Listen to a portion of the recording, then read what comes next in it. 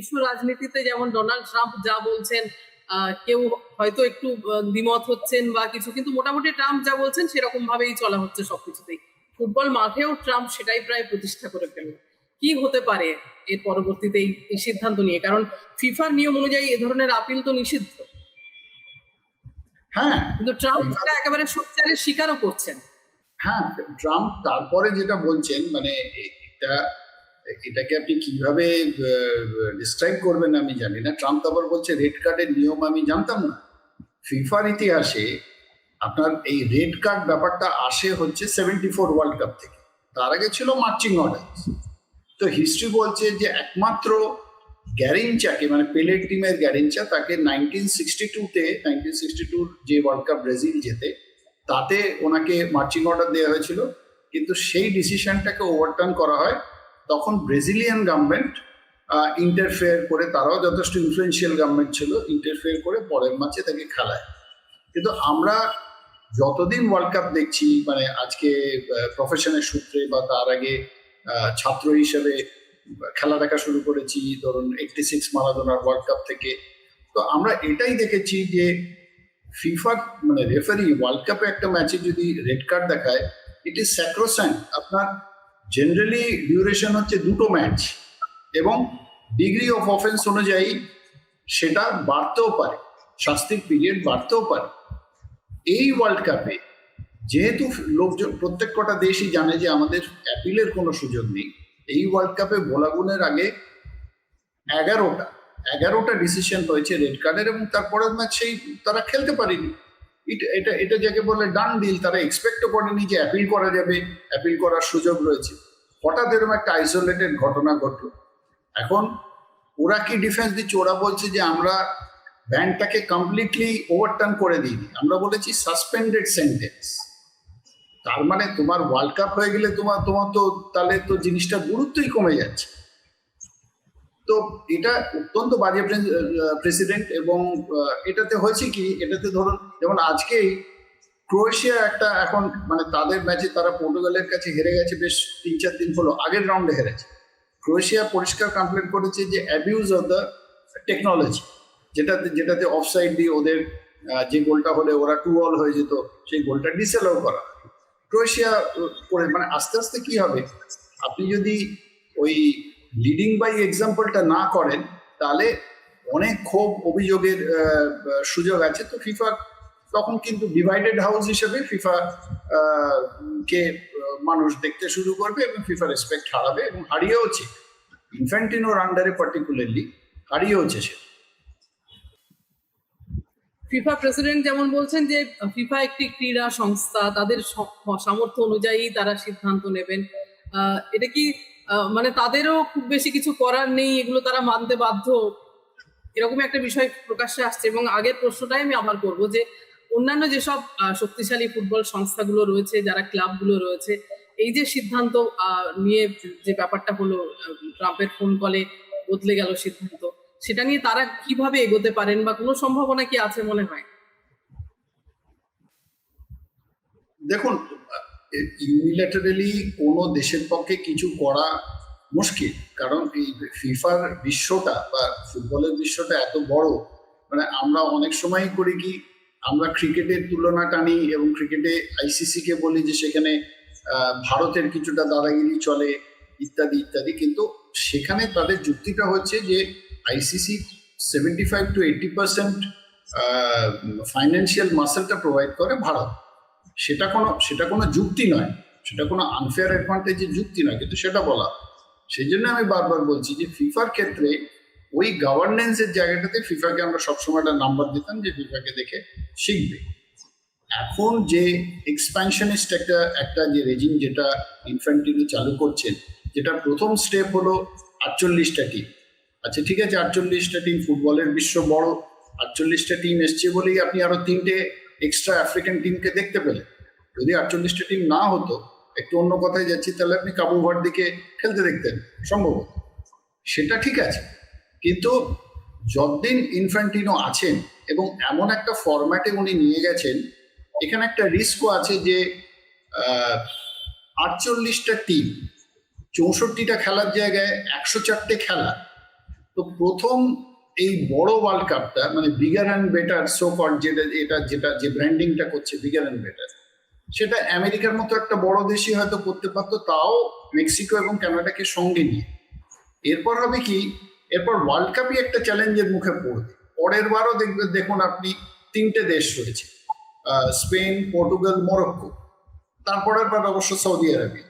তো ওয়ার্ল্ড কাপের logistics, world কাপের কোয়ালিটি, এই জিনিসগুলো একটা বড় চ্যালেঞ্জের মুখোমুখি পড়েছে। তার সঙ্গে রয়েছে গভর্নেন্সের সমস্যা।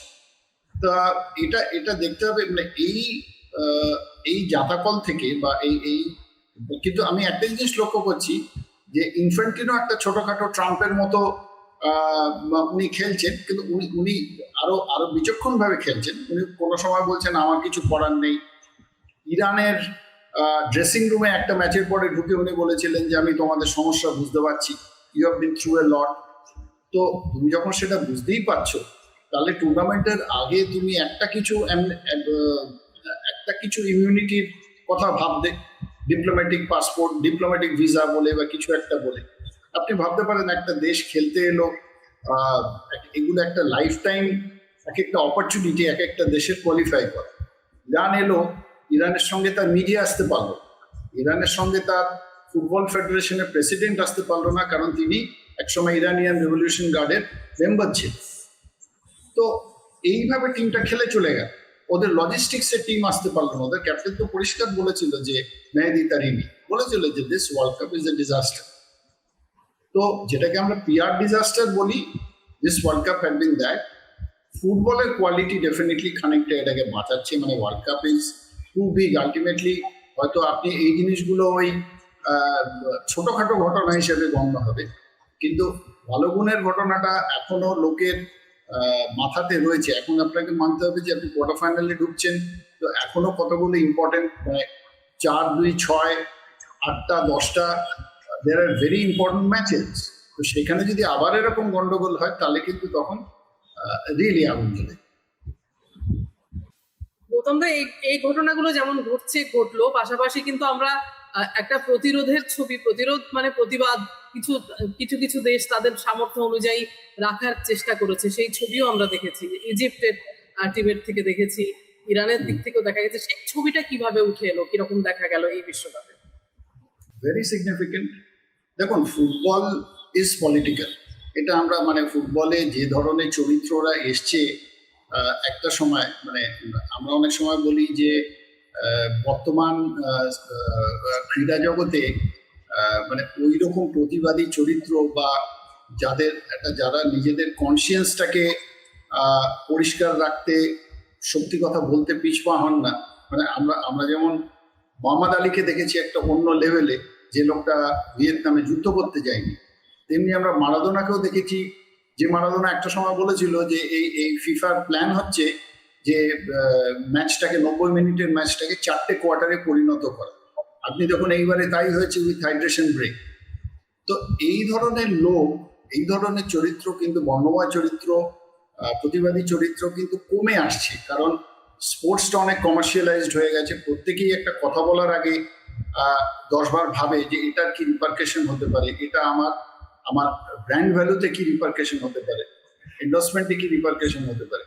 কিন্তু আমরা যেটা দেখলাম, আপনি হয়তো যেটা বলতে চাইছেন, যে ইজিপ্টের কোচ হাসাম হোসেন, হাসামকে দেখলাম যে ওরা কোয়ার্টার ফাইনালে ওঠার পরে তারা কিন্তু প্যালেস্টিনের ফ্ল্যাগ এবং উনি যথেষ্ট বুদ্ধি করে কাজটা করেছেন।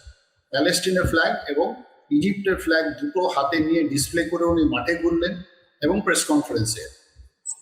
এবার আপনি ফিফা রুল যদি দেখেন, সেখানে বলা আছে যে আমাদের টুর্নামেন্টে কোনো রকম পলিটিক্যাল স্টান্স, কোনো রকম স্টেটমেন্ট, এই ধরনের জিনিস, মানে অনেক সময় প্লেয়াররা করে না যে জার্সি লিফট করে দেখায় কোনো একটা স্টেটমেন্ট লেখা রয়েছে, বা কোনো রিলিজিয়াস স্টেটমেন্টও আছে, হয়তো ক্রাইস্টের কথা লেখা আছে বা আল্লাহর কথা লেখা রয়েছে, সেগুলো হচ্ছে স্ট্রিক্টলি ব্যান ফিফা স্ট্যাটিউট।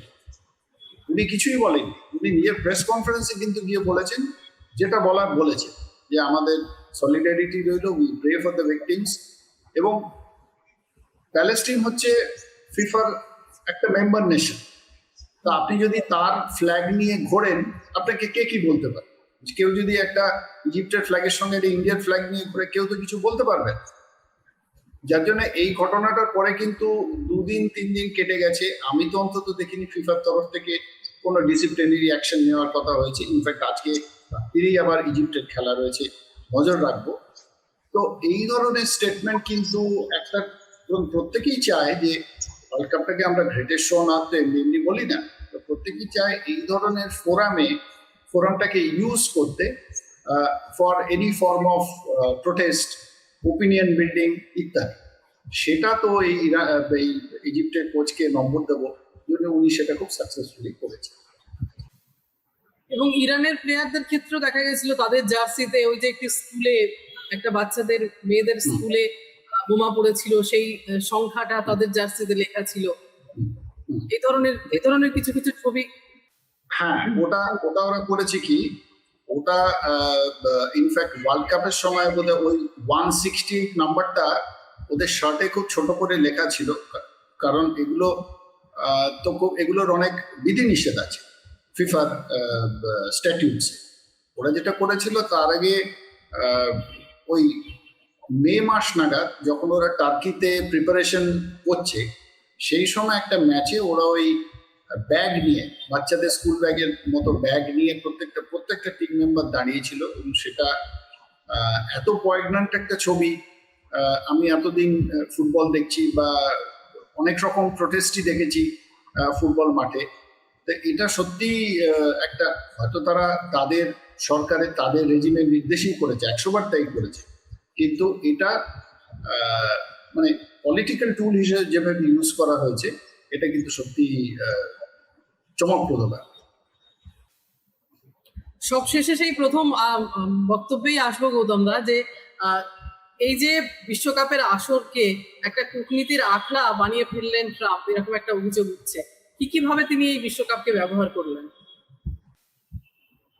ঠিক যেভাবে আমরা ভেবেছিলাম উনি ব্যবহার করবেন, সেইভাবেই করলেন। ওনার দিক থেকে কোন রকম মানে ইউএস অ্যাডমিনিস্ট্রেশন বা ইউএস, আমি মানছি যে আমেরিকাটা যেহেতু এত বড় কান্ট্রি, তার ডায়নামিক্সও অন্যরকম। মানে একটা ছোট একটা কাতার যেটা করতে পারবে ইউএস সেটা করতে পারবে না, কিন্তু it was a very unfriendly place to tour. মানে যেটা কিন্তু প্রত্যেকটা বিশ্বকাপই যখন হয়, আপনি যেটা বলছেন যে তখন বিশ্বকাপ বলুন বা অলিম্পিক বলুন, দুটো জায়গাতেই কম হলেও যাওয়ার সৌভাগ্য হয়েছে। তো দেখেছি যে একটা মিলন মেলা যেটাকে বলে, সেটা একটা পরিবেশ তৈরি হয়। তো ডেফিনেটলি সেটা হয়নি, এবং নিজেদের ওদের যে কি বলবো, ওদের যে মানে আমি দেখছিলাম একটা মায়ামিতে একটা ক্লিপ দেখছিলাম, মানে ওরা যেভাবে আর 5টা টুরিস্টকে সার্চ করছে, সেইভাবে কিন্তু মেসির মতো লোকেরও বডি সার্চ হচ্ছে। ওরা বলবে আমরা এইরকমই। হ্যাঁ, তো সেরকম একটা দেশে আমি সত্যি কথা, মানে যেখানে সৌজন্যের অভাব, হ্যাঁ, সেখানটাতে আমি ওয়ার্ল্ড কাপটা করবো কেন?